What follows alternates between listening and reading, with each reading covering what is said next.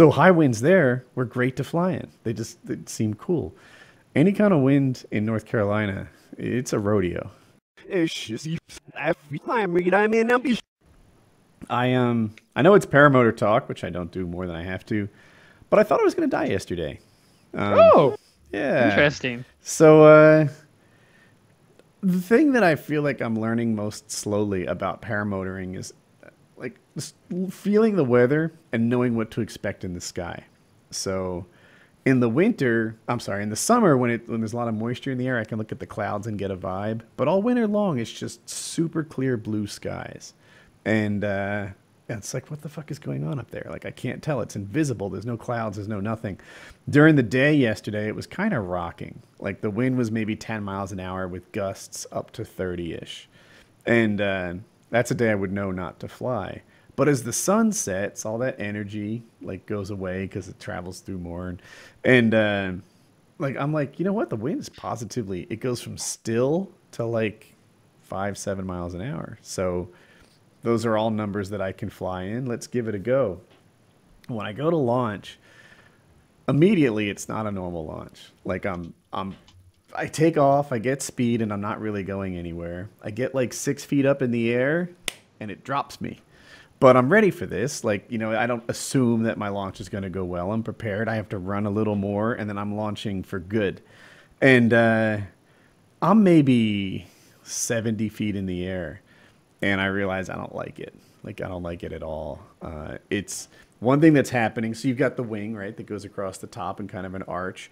I'm twisting underneath it. Or the wing, more as accurately, is it's getting blown around. I'm like whitewater rafting in the sky at 70 to 100 feet in the air. And the wing is twisting around. And the other thing is the wing is coming like forward and back. It's pitching me. Oh, no. Yeah, so I'm like diving to the ground and then leaning on my back. And when you lean on your back, there's a fright that, like, so if you're nice and straight, you're hanging from the wing, it's cool. If you're like this, then you could like fall and like collapse, and the wing stays inflated if you're going forward, but if it goes backwards, it turns into like a streamer, right? Yeah. So this is all happening, and I don't want to land immediately because I want to be a big pussy about it. So I'm like, I'm going to stay up here for like 3 or 4 minutes and just know that I've figured out what the sky is. I didn't just like hit a patch and, you know, decide that I was, you know, too scared. So 3-4 minutes in, it's not improving at all. I've gained some altitude, which is mixed. You know, I'm going to land at terminal velocity, or maybe at 200 feet, the reserve chute like starts to work if I throw it real quickly or something. And can I just say that, like, I would guess that your reaction time plus the time it takes to like get that thing out and throw it would mean that you're probably like 8 feet off the ground by the time it goes. It could be. Right? Like, now, they're designed to expand in a hurry. So if you're Yeah, like I know that, 50 but feet off the ground, it's still helpful, right? Yeah, I take that. Yeah. But I just be like you know how fall fucking drop And how fast. Yeah, exactly. And then a part of it is, you know, do you throw the reserve or do you fix your wing? You know, like if I'm 2,000 feet in the air, I can fix the wing for a while and decide that this isn't working out. If I'm 200 feet in the air, you know, you almost have to pick one. Are you going to try and fix your wing, or are you going to try and toss your reserve? So after 3-4 minutes, I decide I'm not happy up here. It's a fucking rodeo. And there's something called active piloting where you like keep tension on it and adjust it and fix it and whatever. And I feel like I've done that, but I'm not having any success. You know, in broad strokes, I'm steering where I'm going, but the details of it is up to the wind. I'm just getting, you know, pushed around.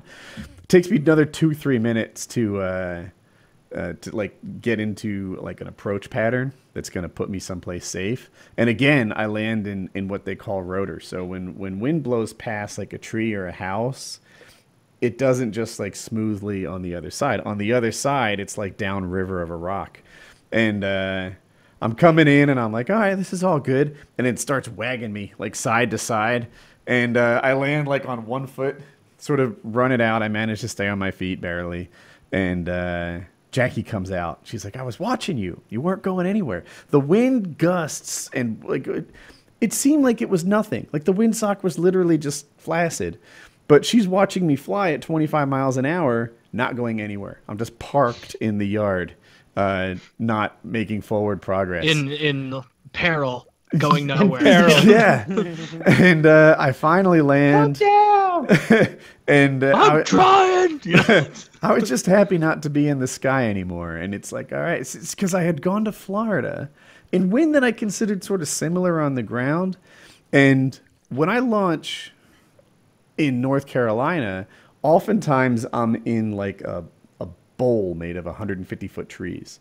When I launched in Florida, it was like 70,000 acres of swamp and farms, you know, so the wind doesn't get all rustled and it's just smooth laminar flow. So high winds there were great to fly in. They seemed cool.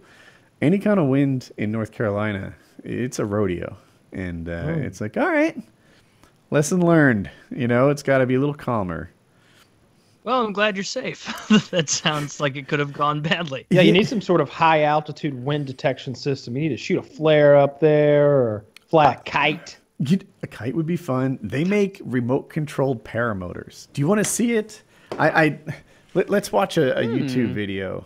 Wow. I don't think you guys will want to watch the whole... If you thought paramotors were cool, kids, wait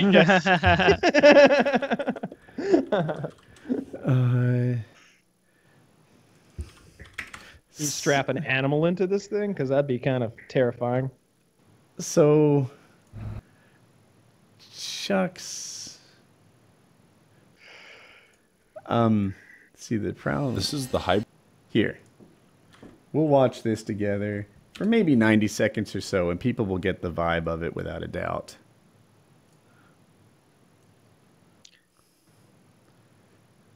Are you guys ready? Yep. Ready, set, play. This is the hybrid 1.8 RC Paramotor from Opal. Isn't When the it? wing To is me, this stretched is out, really the span cool. is nearly 3 meters, and It's the pilot kinda and silly. backpack weigh 2.5 It's a 9-foot wide wing. Like, it's kind of a big thing. A very large It is- model. Yeah. I was really impressed with the high quality of the wing and the attention to detail put into the entire model. Look, It Wow. uses the same Holy materials crap. as a real He's a parachute ginger. and is constructed similarly. The pilot has servos in his chest that control the arms to pull the brake lines. It is powered by How much a do you think this 950 cost? kV motor and a 10-inch prop I'm that gonna run off guess a that 2600 this mAh 3-cell LiPo. The wing folds up nicely into this bag for 100 convenient and- transportation and storage. No, $200. As you can see, Oh, all the that'd be components nice. are You're about purpose-built. 1,000 low. Well, then It's that so is- hard to part see about flying this how model big is that crazy. thing is. Like when it's up against the background of like Oh! trees and nature. If it just flew and landed in some guy's pocket, you'd be like, that makes sense. Like you can't tell how big it is. I love these The crashes. guy's little hands. Yeah. See, it's funny. Would we do it? Practice, but I The eventually people got the who hang of it. do this, Okay. I feel like if they knew how to fly a paramotor, they'd have more luck in the launching because a lot of it's transferable. And you can watch a few more throws here, and he really gets the hang of it. Nah, Oh, even that man. one wasn't great, but see, that was a nice launch. $1,200 cool because that drone you've got, your camera drone, is about the same. The camera drone has like all this great GPS functionality built into it, which makes it hover and real wind resistant. Like it's designed to ignore all the turbulence and craziness that's happening up there by tapping into GPS. This thing, although it's a really expensive way to test the air, would be so ideal. If you could fly this around the field, you'd know if it was a rodeo up there or something kind of chill.